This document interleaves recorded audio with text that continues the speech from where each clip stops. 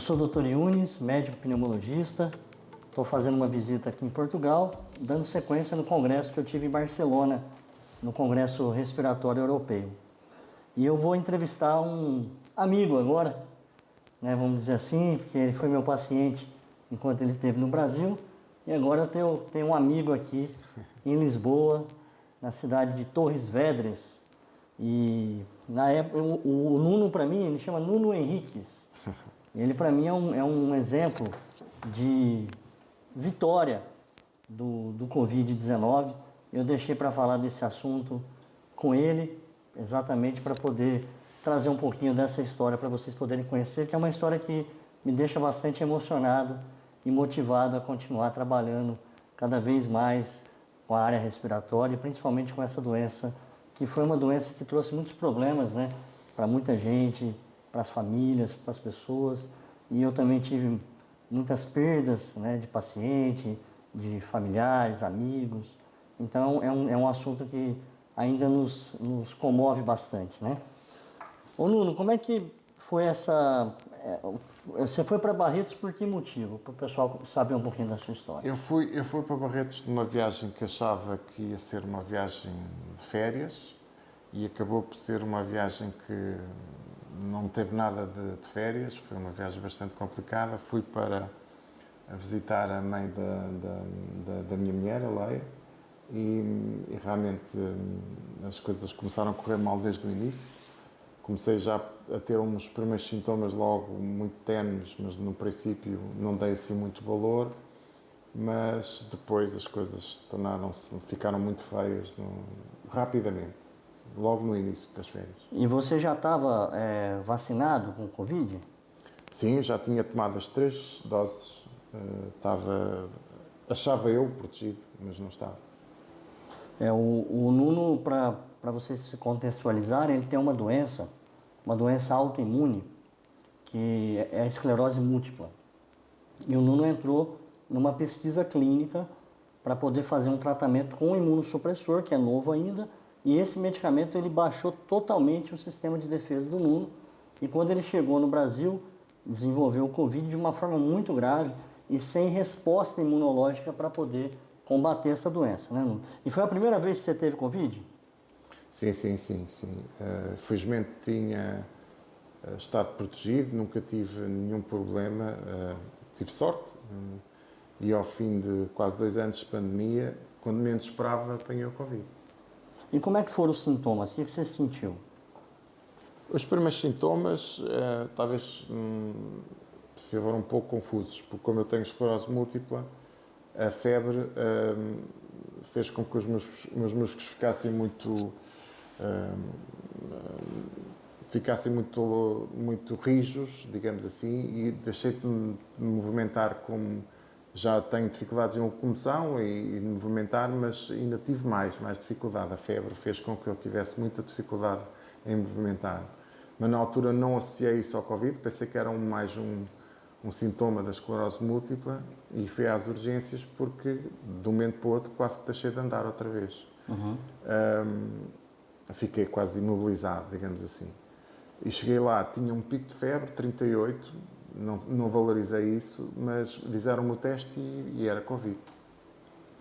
E você sentiu... Que sintomas respiratórios que você sentiu?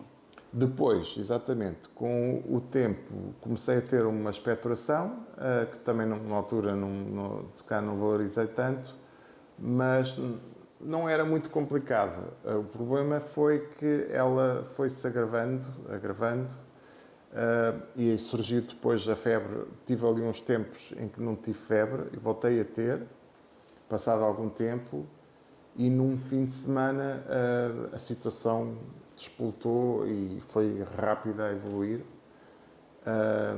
e fiquei muito cansado, voltei a não conseguir me mexer, voltei a ter muita febre e comecei com muita tosse e com muita expectoração. E você sentiu falta de ar?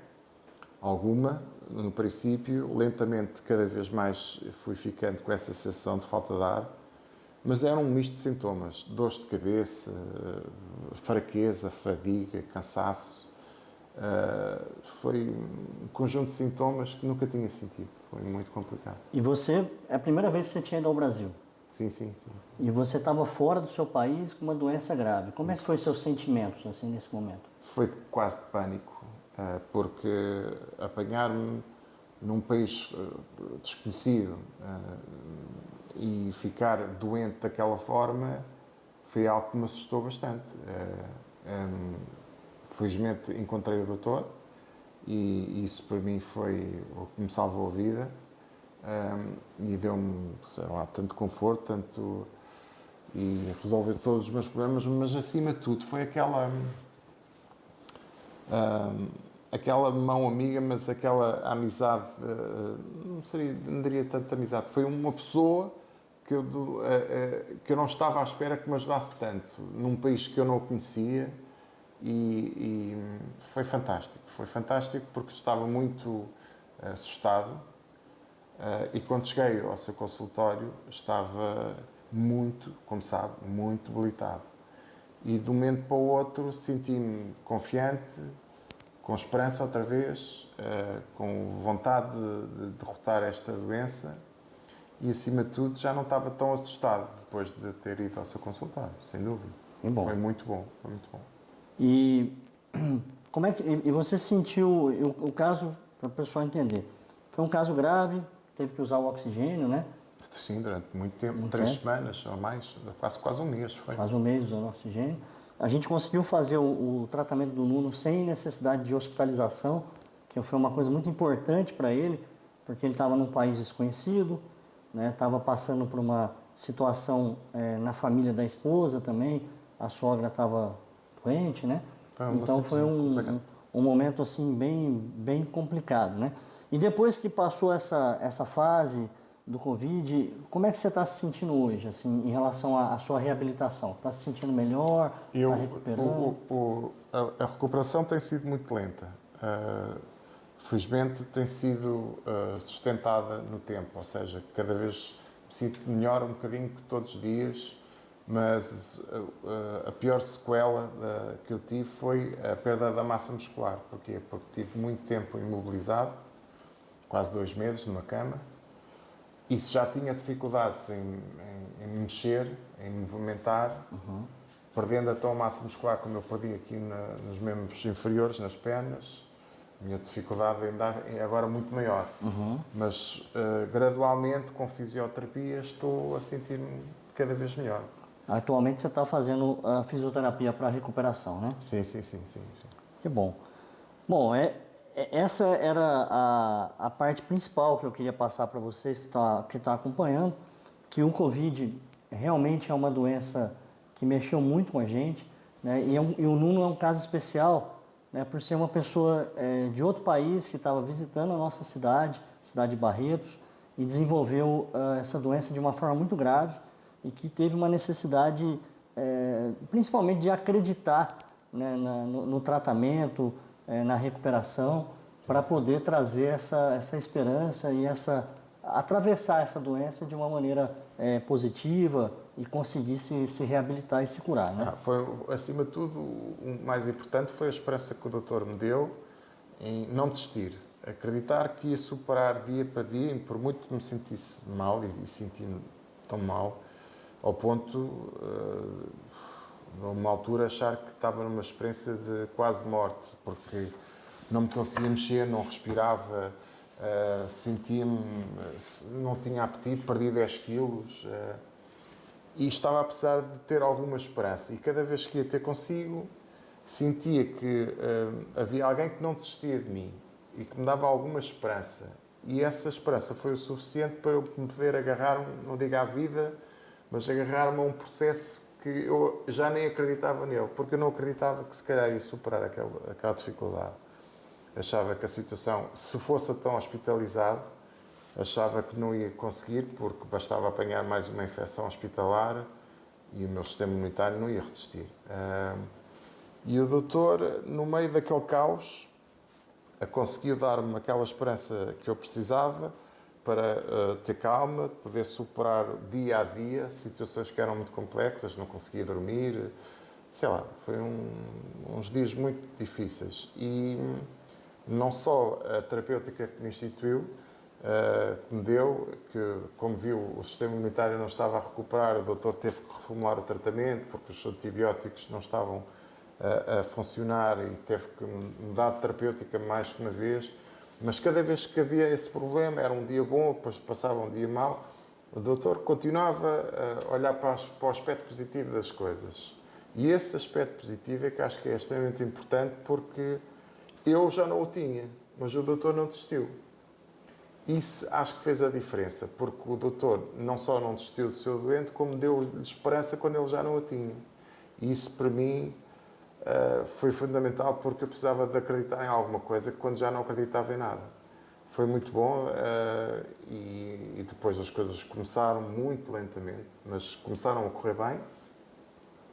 E hoje ainda estou nesse processo de recuperação, mas graças a si estou aqui. Muito bom. Aí eu quero trazer uma frase para vocês de um médico árabe que diz o seguinte: a imaginação é metade da doença, a tranquilidade é metade do remédio e a paciência é o primeiro passo para a cura. Sim, sem dúvida.